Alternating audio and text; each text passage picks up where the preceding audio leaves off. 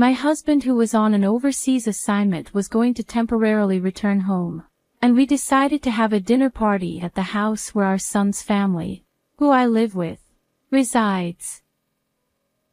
We were having a pleasant conversation in a friendly atmosphere when our grandson, Daniel, suddenly changed the situation with a single remark. Today isn't Grandma's punishment day, so you can eat, right? Despite my best efforts to keep it together, I couldn't believe it was all ruined by a single word from my grandson. I was stunned and could only look down in silence. My son and his wife tried to cover it up in a panic, but the more they talked, the more Daniel revealed the truth. In her fluster, Kyla finally snapped. "Enough. Just be quiet for a bit." She yelled at Daniel, making him cry. Then, "Don't just yell at a child."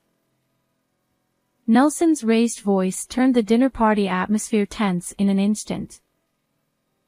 Amid the silence of the living room, broken only by Daniel's sobbing, Nelson demanded an explanation from Caden. All the while, I was hugging Daniel, comforting him. In my arms, Daniel said, "I'm sorry, Grandma. Will you get scolded again because of me?" He was worried for me. What should I do now? I could only stay silent, holding Daniel tightly. I am Elizabeth Pratt, a housewife in my 60s. Nelson and I fell in love while working at the same company, so it was really tough until we decided to get married and I quit my job. In those days, without phones, it wasn't easy to exchange contact information, and there was a general attitude of keeping workplace romances secret. So, until we got engaged, I was always on edge, worried that my boss might find out. Even after our engagement, we struggled with seating arrangements and speeches for the wedding, to the point where I didn't know who the wedding was for anymore. Moreover, any slip-up could lead to Nelson, who stayed with the company, being subject to snide remarks later, so we couldn't afford to relax. However, thanks to those struggles, we are now bound by a strong bond. I realized this especially when Nelson's overseas assignment was decided, leading to us living apart. 3 months before his departure. "I think I can come back within 3 years, but I'm worried. Why don't you come with me?" I appreciate the thought, but at my age, moving overseas is too much. Unlike you, I can only speak English. Nelson was always worried about leaving me alone in America. Besides, if anything happens, Caden and his family are here, and we can always talk on the phone, so don't worry too much. Yeah, you're right. Caden is our only son. 14 years ago, when Caden started university, he moved out to live on his own. After graduation, he met Kyla in the cafeteria at his workplace, and they got married 7 years ago. 2 years after their marriage, our grandson Daniel was born. Caden, who rarely came home when he was single, started visiting regularly after Daniel was born. Both Nelson and I always look forward to seeing Caden's family. But beyond that, our time as a couple was very peaceful and enjoyable. Especially, Nelson planning trips for us during his long holidays made me happy. I've been busy with work and left everything at home to you. From now on, let's spend more time together as a couple. He would always take me to the places I wanted to go. For us, this was the first time Nelson had to live alone for work. Moreover, since it was overseas, returning home wouldn't be easy. It was understandable that Nelson was worried. However, if anything happened, Caden's family, living just 15 minutes away from the nearest bus stop, could help. So I always reassured Nelson that there was no need to worry. About a month and a half before Nelson's departure, I injured my back and had to go to the hospital. It was a mild case of a herniated disc, so I could manage going to the hospital and maintaining minimal daily activities on my own. However, to Nelson, who was about to leave, it was a major concern, and he said he would delay his departure until my back healed. I appreciate the thought, but it's not something that should delay your work. But I can't leave you alone like this. What if something happens? I tried to reassure him, but Nelson was adamant about not leaving me alone. Days passed with our discussions going nowhere. We're both adults, so don't worry about something like this. If anything happens, Caden and his family will help. As usual, I was trying to convince Nelson. Then, he had a flash of inspiration and said, Caden, that's it. Let's ask if you can live with Caden. Ha! Nelson immediately called Caden and explained my back situation and his overseas assignment. After hearing the story, Caden said, I understand. I'll talk to Kyla, so give me a moment. He then hung up. I thought it was impossible for them to agree to such a sudden request to live together. However, Caden's answer was completely opposite to my expectations. Kyla agrees too. It's only for about 3 years, right? That's no problem at all. I see. That's a relief. We should thank Kyla soon. Caden, take care of your mom. So, I ended up living with Caden's family, pushed by Nelson. Caden's wife, Kyla, worked as a chef in the same company cafeteria where she met Caden. A year ago, they opened their dream restaurant and both worked hard together. I'm sorry for asking you to take care of me when you're so busy with the new restaurant. A few days after deciding to live together, we had a dinner with Caden's family. While Nelson and Caden were chatting and drinking, I quietly apologized to Kyla. I thought it must be a burden for Kyla to take care of an injured mother-in-law for 3 years, especially at such an important time for her restaurant. However, Kyla said, "Don't worry about it. We help each other in times of need. Also, once you feel better, could you occasionally look after Daniel?" Kyla asked me. He's in daycare, but he's always alone from evening to night. Seeing Kyla's apologetic expression, I understood why she agreed to live together. She probably wanted me to look after Daniel. Of course. If there's anything else I can do, don't hesitate to ask. I replied with a smile, and Kyla also smiled, relieved. I was truly relieved that I wasn't just a burden. Living with Caden's family was more peaceful and comfortable than I had expected. Not only did they accept me willingly, but they also provided me with a room of my own since they had an unused one. Wanting to be of help to Caden's family, I started doing the laundry, washing dishes, and picking up Daniel from daycare. I also began cooking dinner in place of Kyla, who often worked late due to preparations for the next day. Caden and Kyla always expressed their gratitude, and I could spend all my time with my adorable grandson. Although this cohabitation started on Nelson's sudden whim, I was truly happy and spent each day grateful to my husband and son. However, this happy time did not last long. The trigger was an innocent comment Daniel made during dinner. I like Grandma's food better than Mom's. Oh dear. Thank you. There was no way my simple home cooking could surpass a professional chef, but to Daniel, who had parents running a healthy restaurant, my American-style cooking might have seemed delicious. Additionally, Daniel proudly mentioned that he could eat vegetables he usually disliked if I cooked them. I praised Daniel, telling him he was amazing.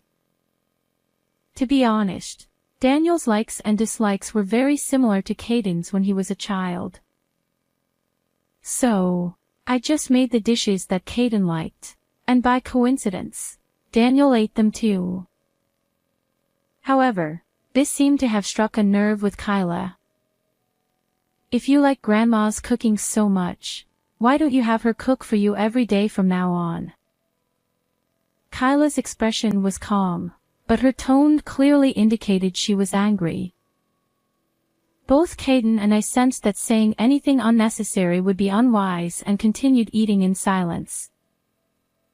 However, 5-year-old Daniel didn't notice this and said, Really? Yay. I get Grandma's food every day. He was overjoyed. Seeing Daniel's reaction only made Kyla's mood worse. Since then, I started preparing all meals for Caden's family. Being a housewife, cooking was no burden at all. The problem was that Kyla's gaze became increasingly sharp as she watched Daniel and Caden enjoying my food. Moreover, Daniel began to call for me for everything. Bath time, reading stories, getting dressed, drawing, bedtime, no matter what it was, he called for me. I responded happily because I loved my grandson, but Kyla might have felt as if her child was being taken away. Elizabeth, please don't spoil Daniel. This is why old people are annoying. Oh, I'm sorry. I'll be careful. Before I knew it, Kyla's attitude towards me had become cold and filled with resentment. For months after my husband went overseas, Kyla came to me with a proposal. From today, in lieu of rent, you will do all the household chores. When I asked why she suddenly said this, Kyla explained that it was unfair to provide food and utilities for an additional adult for 3 years without compensation. She wanted me to repay this inconvenience through labor.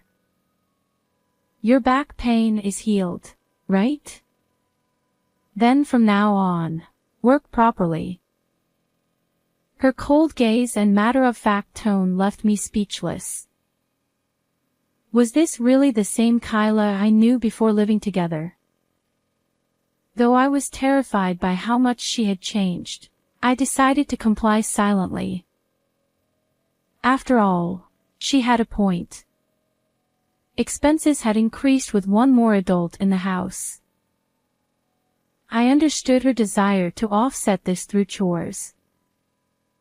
I resolved to be more considerate of Kyla and reduce her burden. By doing so, I hoped she would calm down and things would return to how they were.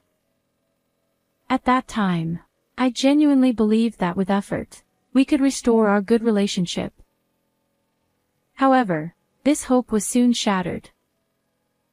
When I folded the laundry, I was scolded for doing it poorly. When I washed the dishes, I was berated for doing it badly. When Daniel showed affection towards me, I was accused of bribing him with food to win his favor. No matter how hard I tried to be considerate, it only seemed to provoke Kyla more. Still, I continued to handle household chores for the sake of my son and his family. The only solace I found was that Daniel and Caden enjoyed my cooking and finished their meals. However, even this soon became a problem. What's so great about this old-fashioned home cooking? It's bland, unattractive, and inedible. After saying this, Kyla would head to the kitchen, cook a meal for herself, and eat alone. The atmosphere at the dinner table was icy, as if we had seen a ghost. I was too scared to move, fearing what harsh words Kyla would say next. Daniel, sensing the tension, lost his appetite and left his meal unfinished. When dinner ended and I stood up to clear the dishes, Kyla called out in a cold, low voice. "Elizabeth, sit down for a moment." Dreading the reprimand, I sat back down and cautiously looked at Kyla's face, which was more hostile than ever. "I'm a professional. When I cook, it incurs a cost. Do you understand?" "Yes, I understand." I forced out a response. "Since you made me cook outside of work, you need to be punished." The word punished sent a chill down my spine. What more could she do when I was already feeling so broken? With my fingers growing cold and clammy with sweat, I waited for her words. Kyla twisted her mouth into a sneer and said, "No food for you tomorrow," before leaving the living room. I was momentarily stunned by the lack of insults or verbal abuse. Is this really all? I had never experienced such a light punishment, which made it all the more frightening. The next day, when I actually went without food, I quickly understood the severity of this punishment. Even when I felt faint with hunger, I wasn't allowed to rest from household chores. Moreover, I still had to prepare meals for Caden's family, my stomach constantly rumbling. Running errands became a battle against fainting from hunger. I began to think that enduring her insults at home was far better than this. Such punishment occurred 3 times a week. Caden, who could have been my only ally, was too busy appeasing Kyla to be of any help. In fact, he had recently started joining Kyla in berating and exploiting me. The only consolation I had was my grandson Daniel, but even that was restricted since Kyla would scold him if she saw him being kind to me. I had to limit my interactions with Daniel to the bare minimum. The room that was meant for me had turned into a storage space, leaving no place to stretch out and sleep. I had become less than a burden. I often thought of returning to my home to escape this treatment. But the thought of my husband worrying about me overseas kept me from acting on it. At most, it would be 3 years. If I could endure, everything would be fine. Living in constant fear of Kyla's anger, I continued my hollow existence. A little over a year after my husband went overseas, one day he called. "Hi, Caden. It's sudden, but I'll be back next week for a short visit.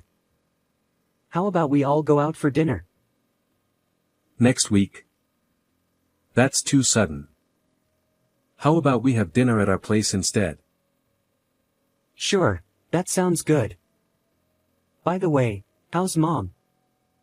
Every time I call, I'm told she's busy with Daniel, so we hardly talk." Yeah, she's fine. We'll see you next week then. Caden ended the call abruptly. At dinner, he shared the news with Kyla and me.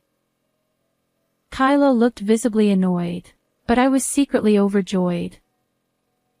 Since my husband went overseas, he had only called a few times in the early months. I thought he was too busy to call, but I had been very lonely.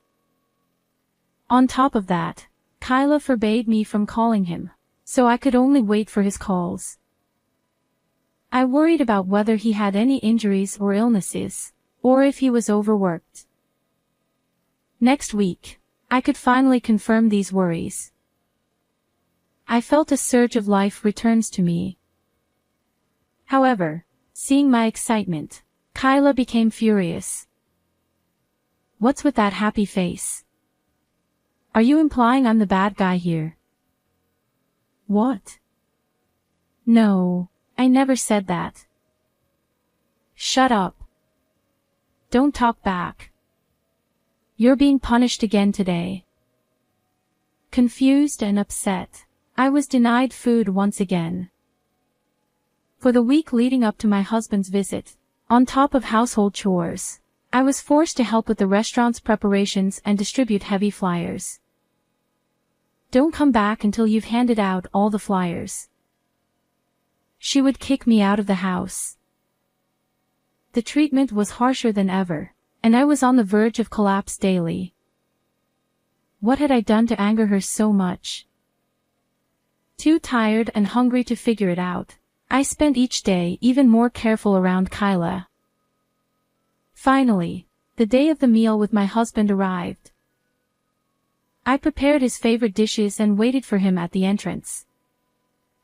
Elizabeth. I missed you. You've lost weight and look pale. That's not true. You look exhausted too. His sharp observation made me nervous.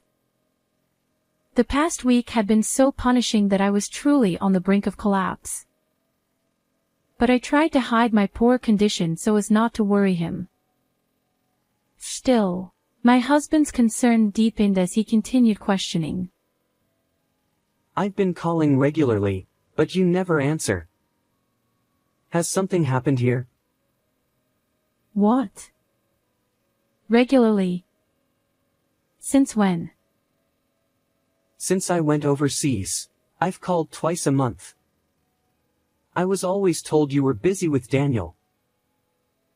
I had no idea he had been calling so frequently. As I stood there in shock, Caden and Kyla emerged from the house. They greeted my husband with smiles and led him to the living room.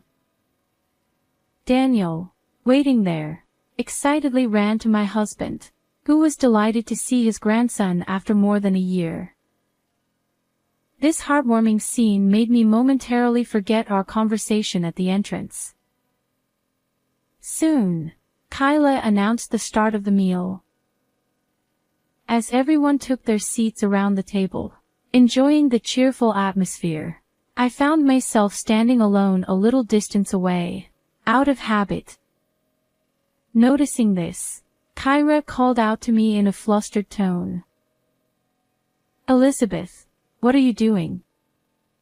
Please sit down quickly. Startled, I hurried to sit down. My husband watched this scene with a curious expression. If I make another mistake, I might suffer more severe punishment later. With that thought in mind, I decided to focus on assisting my husband by serving food and drinks. Thanks to this, the meal continued peacefully without any further incidents. Just as I began to feel relieved, Daniel, my grandson, remembered something and spoke up. Hey, Grandma doesn't have punishment today, right? It's good she can eat. Daniel's cheerful smile caused Kyra and Caden to turn pale, their hands and shoulders trembling, their eyes darting nervously.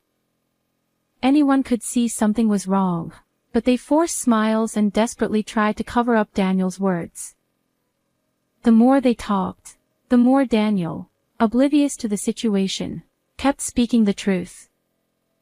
Panicking, Kyra finally snapped. Just be quiet for a bit. She yelled, causing Daniel to burst into tears. Seeing this, my husband raised his voice in anger. Don't shout at the child like that. The pleasant meal instantly turned tense. In the now silent living room, only Daniel's crying could be heard. My husband, with a voice lower and heavier than I had ever heard, demanded an explanation from Caden. I spoke to Elizabeth earlier, and she said she didn't know about the bi-monthly calls. What's going on? Well, that is. I mean. Facing his father's stern demeanor for the first time, Caden was visibly shaken. My husband's persistent questioning led Caden to confess everything about their treatment of me. Throughout this, I held and comforted Daniel. Despite fearing more scolding from Kyra later, I couldn't leave my sobbing grandson. Sorry, Grandma. Will you get scolded because of me? I gently stroked Daniel's head. Don't worry. Daniel, you did nothing wrong. I reassured him as best as I could. After about 10 minutes of questioning, my husband, overwhelmed with disappointment, buried his head in his hands. Discovering that his son and daughter-in-law had been mistreating his wife was hard to believe. Adding to his distress was the fact that he had proposed the cohabitation and had supported the restaurant's opening. The shock was immense. I trusted you both, which is why I supported Elizabeth living with you and helped with the restaurant funds. What were you thinking? After pondering for a while, my husband suggested ending the cohabitation. He also demanded the immediate return of all the living expenses he had sent during this period. Hearing this, I was shocked. What? Wait a minute. What living expenses? You didn't know about that either. Seeing me shake my head, my husband looked even more dejected and glared at Caden and Kyra. According to him, when the cohabitation was arranged, it was agreed that he would send $300 monthly for my living expenses. Caden was supposed to inform me about this arrangement later. But I had never heard anything about the remittance. Instead, I had been told to work to cover living costs and had been treated like a servant. Upon learning this, my husband, in a steady and grave voice, demanded Caden return all the money. All of it. The restaurant funds and the living expenses. Return everything. Hearing this, Caden and Kyra turned pale and began apologizing, even bowing down to my husband. Kyra explained that despite 2 years since opening, the restaurant had been struggling, which fueled their resentment toward me for living comfortably with Daniel. Caden admitted to keeping the remittance for themselves and preventing my husband's calls to hide their actions. Although they apologized and promised to change, my husband's anger did not abate. He took me back to my family home and, during his short stay, retrieved all the money he had given Caden and Kyra. Before his departure, he arranged for me to stay at a business hotel, ensuring my safety until he could return from overseas. I'll arrange to come back to the US soon. The hotel staff will keep you safe until then. Though I felt staying at home was enough, I agreed, not wanting to worry him further. Hotel life proved to be comfortable, and my health and spirits improved remarkably. In less than a month, my husband returned. The hotel bill was staggering, but he was relieved to see me looking healthier. I felt profoundly grateful to have such a caring husband. Back home, Caden and Kyra frequently visited, pleading for more financial support. However, the trust once broken could not be restored. Their restaurant, struggling even more, eventually closed within 2.5 years. Their dreams shattered, and their marriage fell apart. Kyra left, taking only her belongings, leaving Caden with their son, Daniel. Caden, now burdened with debt and child-rearing, turned his life around, finding a new job and working hard. To support him, I began caring for Daniel again. Though we provided no financial help, I took care of Daniel when Caden worked late. Daniel, soon to be a primary school student, proudly showed off his new backpack. Look at this backpack. It's so cool with this gold part. Thank you, Grandpa and Grandma. Watching Daniel, full of pride, always brought me joy. My husband and I look forward to supporting Daniel and hope Caden finds a kind and compassionate partner. How did you like this story? Please subscribe to our channel. See you in the next video.